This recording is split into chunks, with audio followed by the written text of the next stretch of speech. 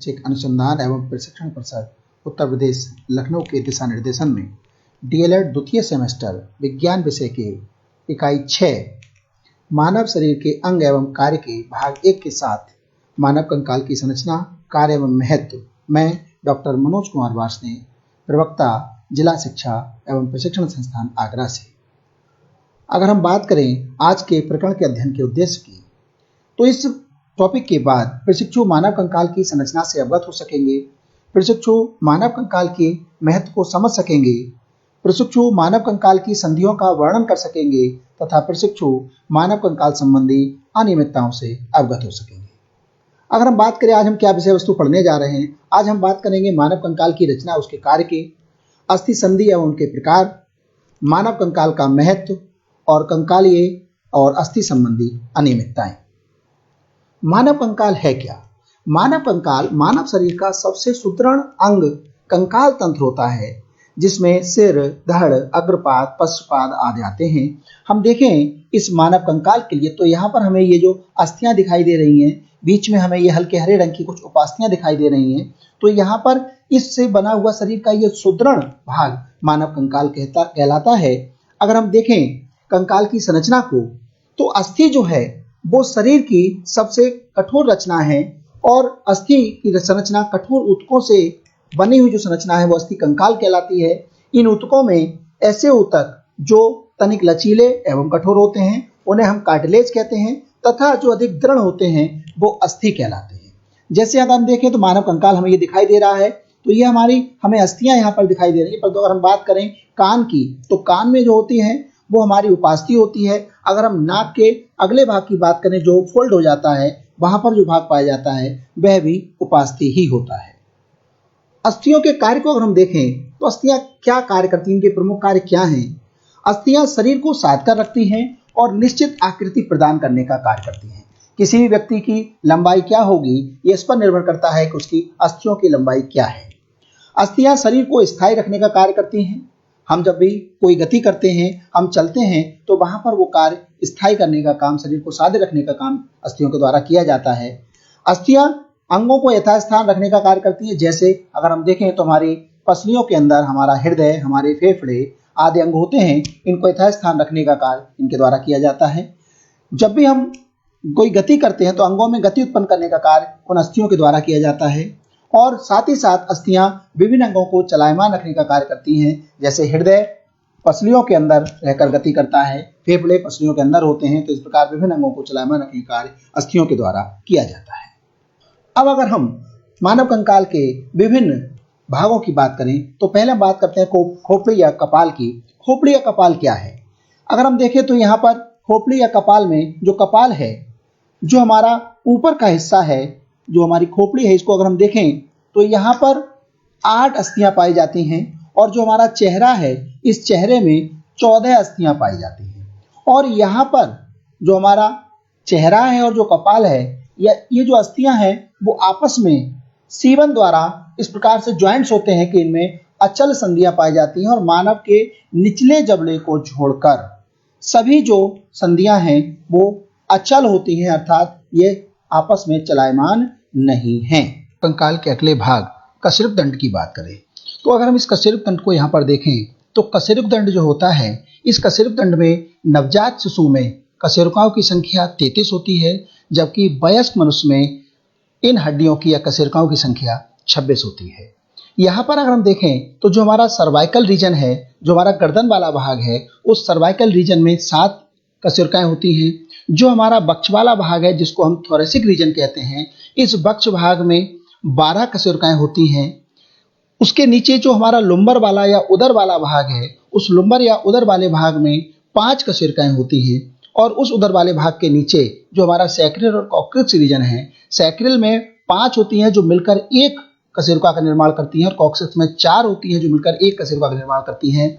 और चूंकि वयस्क मनुष्य में 5 से मिलकर 1 अर्थात 4 अस्थियां कम हो जाती हैं और कॉक्सिक रीजन में 4 से मिलकर 1 अर्थात 3 अस्थियां कम हो जाती हैं, इसीलिए जो बच्चा होता है, बच्चे में कशेरुकाओं की संख्या 33 होती है और उसमें से 7 कशेरुकाएं आपस में जुड़ जाती है, जिससे वयस्क में इनकी संख्या 26 रह जाती है।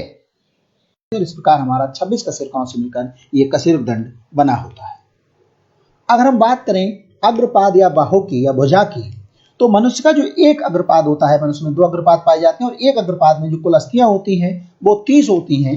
और इसमें अगर हम देखें, कंधे से कोहनी तक की जो हड्डी होती है उसको ह्यूमरस कहते हैं, और कोहनी से कलाई तक 2 अस्थियां होती हैं, जिनमें से एक को हम रेडियस कहते हैं व दूसरी अस्थि को अल्ना कहते हैं। ये रेडियस अल्ना यहाँ पर कलाई में यहाँ पर 8 अस्थियों से जुड़ी होती हैं, जिनको हम कार्पल्स कहते हैं।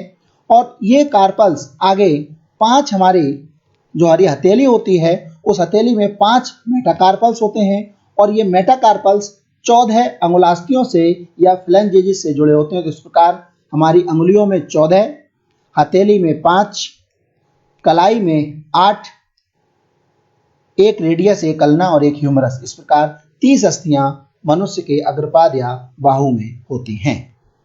इसी प्रकार हम देखें पश्चपाद के लिए, तो मनुष्य के पश्चपाद में भी एक पश्चपाद में 30 अस्थियां होती हैं, 2 पश्चपादों में मिलाकर 60 अस्थियां पाई जाती हैं। उसके पैर में ये यहाँ पर अगर हम देखें जांग वाली जो अस्थि होती है, इस अस्थि का नाम फीमर है। ये शरीर की सबसे बड़ी अस्थि होती है।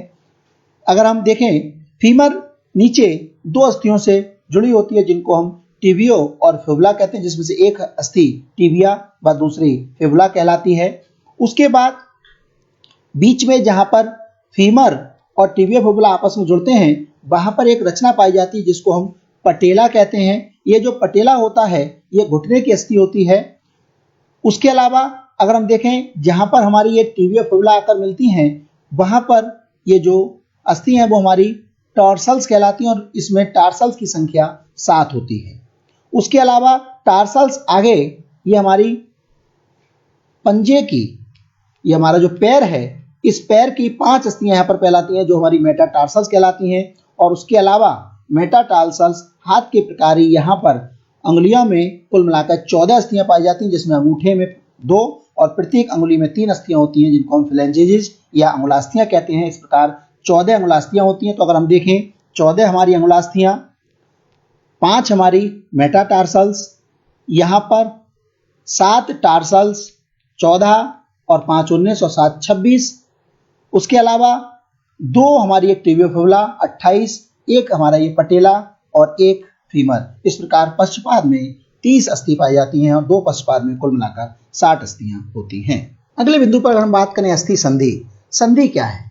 जहां पर 2 अस्थियां आपस में आकर जुड़ती हैं, अर्थात जिस स्थान पर 2 या अधिक अस्थियां आपस में आकर मिलती हैं उसे हम अस्थि संधि कहते हैं, और संधियों के कारण ही अस्थियां गतिमान होती हैं। अगर हम देखें, गति के आधार पर जो संधियां होती हैं वो 2 प्रकार की होती हैं, एक अचल संधि इमूवेबल जॉइंट और दूसरी चल संधि मूवेबल जॉइंट। अचल संधि नाम से स्पष्ट है, अचल ऐसी संधि जिसमें अस्थियां एक दूसरे से इस प्रकार जुड़ी होती हैं कि उनमें गति नहीं होती, इस प्रकार की संधि अचल संधि कहलाती है। जैसे अगर हम देखें, खोपड़ी में विभिन्न अस्थियां दांतेदार नटों द्वारा एक दूसरे में फंसी रहती हैं, और इन दांतेदार नटों की रेखाओं को सीवन कहते हैं, और इस प्रकार जो खोपड़ी में संधि पाई जाती है वो अचल संधि होती है, और इसी के कारण खोपड़ी की अस्थियों में किसी प्रकार की कोई भी गति नहीं होती। दूसरी हमारी संधि है चल संधि। नाम से स्पष्ट है, चल संधि या मूवेबल जॉइंट ऐसे जॉइंट जिनके कारण संधियों अस्थियों में गति होती है। चल संधि में 2 हड्डियां परस्पर आपस में दृढ़ बंधनों द्वारा बंधे रहते हैं। इन बंधनों को स्नायु या लिगामेंट्स कहते हैं। ये बंधन कुछ लोचदार होते हैं। साथ ही साथ अस्थियों को रगड़ से बचाने के लिए दोनों जो हड्डियां आपस में जहां पर जुड़ती हैं उनके सिरे पर चिकनी झिल्ली से ये मड़े रहते हैं, जिसमें एक द्रव्य भरा जाता है, जिसकी वजह से आपस में हड्डियों में घर्षण नहीं होता है और इस प्रकार आसानी से एक दूसरे पर ये फिसलती रहती हैं। इसी द्रव्य के कारण अस्थियां बगैर रगड़ खाए एक दूसरे पर फिसलती रहती हैं। और अगर हम देखें चल संधियों के प्रकार, तो निम्न प्रकार की संधियां होती हैं चल संधियां। पहली कब्जा संधि या कोर संधि, दूसरी विवर्तिका संधि, तीसरी स्थूलकाय संधि, चौथी पर्णाय संधि, पांचवी उलूखल संधि और छठी सरल संधि।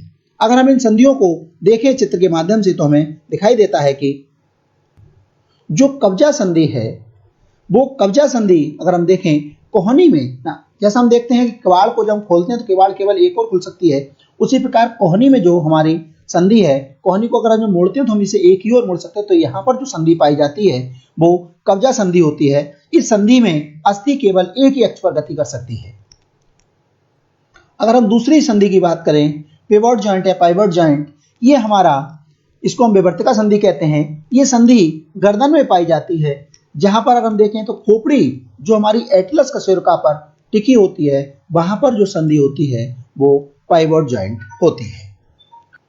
अगर हम तीसरी संधि की बात करें, स्थूलकाय संधि या कॉन्डिलॉइड जॉइंट, इस संधि में ये कलाई में पाई जाती है, जो रेडियस और कार्पल अस्थियों को आपस में जोड़ती है। यहाँ पर हम देखें, ये जो संधि है condyloid joint between the radius and the carpal bones of the wrist, तो कलाई में ये संधि पाई जाती है। अगली संधि को देखें, जिसको हम सैडल जॉइंट या परियाण संधि कहते हैं। ये जो संधि होती है अत्यधिक लचीले जोड़ वाले स्थान पर पाई जाती है, जैसे अंगूठे में जो संधि पाई जाती है अथवा आंतरिक कान में जो संधि पाई जाती है, वो इस प्रकार की संधि होती है। अगर हम अगली संधि को देखें, बॉल एंड सॉकेट जॉइंट या उलूखल संधि। ये जो उलूखल संधि है, बॉल एंड सॉकेट जॉइंट है, ये अगर हम देखें, ये वहां पर होती है, उन स्थान पर पाई जाती है जहां पर उस अंग को हम 360 डिग्री पर घुमा सकते हैं। तो ये संधि अगर हम देखें, यहाँ पर कंधे में और यहाँ पर कूल्हे में ये संधि पाई जाती है, इसको हम उलूखल या बॉल एंड सॉकेट जॉइंट कहते हैं। जिस प्रकार हम देखें, एक जब हम किसी भी टेबल के नीचे जो पहिए लगे होते हैं तो उसमें एक बॉल होती है, एक सॉकेट होता है, किस प्रकार वो घूमते रहते हैं, इसी प्रकार ये संधि होती है जिसमें एक सॉकेट में ये हड्डी का सर घूमता रहता है, उस प्रकार हम सभी दिशाओं में से घुमा सकते हैं। और अगर हम अंतिम संधि की बात करें, जिसको हम प्लेन जॉइंट कहते हैं, जो प्लेन जॉइंट है इसके पृष्ठ इस प्रकार ढले होते हैं कि अस्थि इधर उधर कुछ ही सरक सकती है। जैसे ये जो प्लेन जॉइंट आप देख रहे हैं, यहाँ पर ये टॉर्सल्स बोन में जो पाया जा रहा है, ये प्लेन जॉइंट है। तो इस प्रकार ये संधियां हम समझ सकते हैं। अगर हम बात करें अस्थि कंकाल के महत्व, जैसा कि हम जानते हैं कंकाल का प्रमुख कार्य शरीर को निश्चित आकृति प्रदान करना तथा आधार देना है।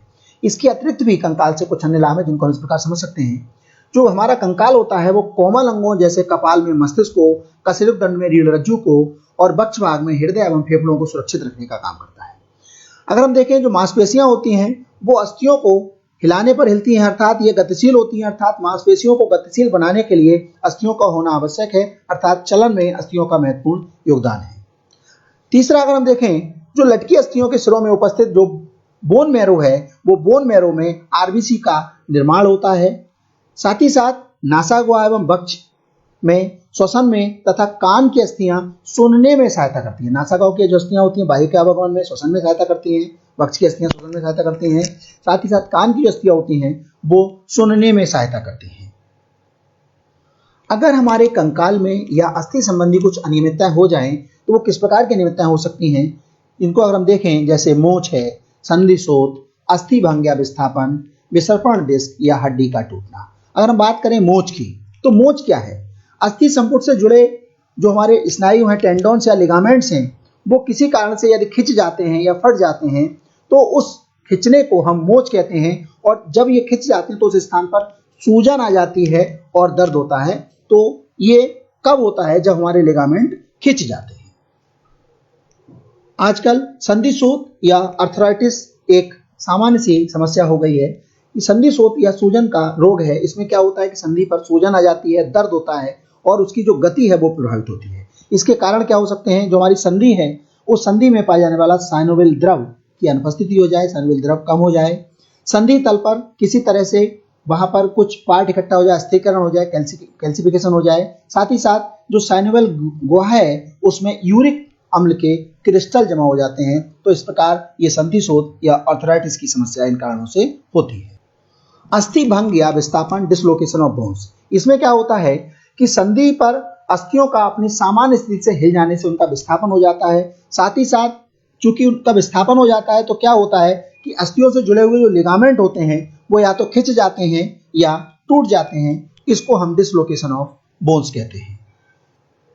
विसर्पण डिस्क या स्लिपिंग डिस्क, जो हमारी कशेरुकाएं होती हैं उनके बीच की जो फाइब्रोकार्टिलेज होती है, वो फाइब्रोकार्टिलेज की बनी हुई इंटरवर्टिब्रल डिस्क के विस्थापित होने को डिस्क स्लिप कहते हैं। सामान्यतः अगर हम देखें, जो हमारा लुम्बर रीजन है उस लुम्बर रीजन में डिस्क स्लिप की समस्या अधिक होती है, क्योंकि वहां पर सपोर्ट देने के लिए हमारी पसलियां नहीं होती हैं। तो डिसलोकेशन या स्लिपिंग डिस्क की समस्या यहाँ पर पाई जाती है।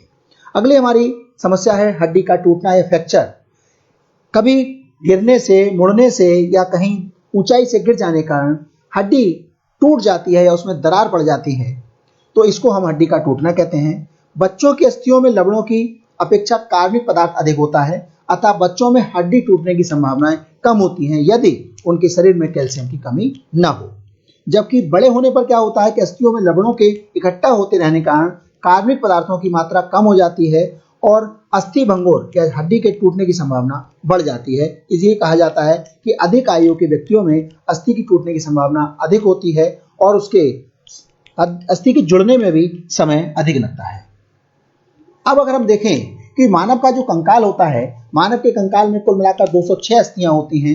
वो 206 अस्थियां किस प्रकार होती हैं इसको अगर हम यहाँ पर देखें, अगर हम देखें करोटी को, करोटी या स्कल, इस करोटी में इसमें कपाल जो होता है, कपाल में 8 अस्थियां होती हैं, चेहरे में 14 अस्थियां होती हैं, साथ ही साथ हमारे खोपड़ी पर 2 कान पाए जाते हैं और एक कान में 3 अस्थियां अर्थात 2 कान में 6 अस्थियां होती हैं और साथ ही साथ एक हायोइड नाम की रचना होती है। उस प्रकार कुल 29 अस्थियां हमारे करोटी में होती हैं। अगर हम देखें कशेरुकदंड, कशेरुकदंड में हमारी 26 अस्थियां होती हैं जिसमें ग्रीवा में 7, बक्षीय भाग में 12, कटी प्रदेश में 9, एक सैक्रम और एक अनुत्तरिक, इस प्रकार कुल 26 अस्थियां हमारे कशेरुकदंड में होती हैं। अगर हम बक्ष भाग की बात करें तो बक्ष भाग में एक स्टर्नम जिसको हम उरोस्थी कहते हैं, जहां पर पसलियां आपस में आकर जुड़ती हैं, मिलती हैं, ये बक्ष भाग का आगे का भाग। साथ ही साथ जो हमारी 12 जोड़ी पसलियां होती हैं, इन 12 जोड़ी पसलियों में कुल मिलाकर 24 अस्थियां होती हैं। 12 जोड़ी पसलियों में 7 जोड़ी पसलियां जो हमारी ट्रू रिब्स कहलाती हैं, 3 जोड़ी पसलियां फॉल्स रिब्स कहलाती हैं और 2 जोड़ी पसलियां फ्लोटिंग रिब्स कहलाती हैं। तो इस प्रकार हम कहें बक्ष भाग में हमारे ये 25 अस्थियां होती हैं। अगर हम एपेंडिकुलर स्केलेटन या अनुबंधी कंकाल की बात करें तो जो हमारा अपर रीजन है जिसमें हमारे हाथ आते हैं और वहां पर अंश मेखला, तो अगर हमारी भुजा की बात करें तो उसमें ह्यूमरस, एक हाथ में 1, 2 हाथ में 2 ह्यूमरस होती हैं, रेडियस और अल्ना, ये कोहनी से और कलाई तक की अस्थियां हैं। उसके बाद जहां पर अस्थियां कंधे में जुड़ती हैं जिसमें हमारा अंश मेखला होती है और अंश मेखला में क्लेविकल और स्कैपुला, जिसमें हम बच्चों में कहते हैं हंसली, ये 2 क्लेविकल और 2 स्कैपुला, और हाथ में एक हाथ में 8 कार्पल्स, 2 हाथ में 16 कार्पल्स, 10 मेटाकार्पल्स और 28 अंगुलास्थियां।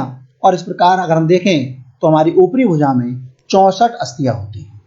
अगर हम निचले भाग की बात करें तो हमारा श्रोणी मेखला, इस श्रोणी मेखला जिसको हम पेल्विक गर्डल कहते हैं, इसमें 2 हमारी अस्थियां, जो हमारा पैर है, पैर में फीमर एक पैर में, पटेला 1, फिबुला 1 और टिबिया 1, कुल मिला के 2 पैर में ये 2-2, और साथ ही साथ टार्सल्स एक पैर में 7 होती हैं, मेटाटार्सल्स एक पैर में 5 होती हैं, दोनों पैर मिला के 10 होती हैं, और अंगुलास्थियां जिनको हम फ्लैंजेस कहते हैं एक पैर में 14 होती हैं। इस प्रकार कुल मिलाकर ये 52।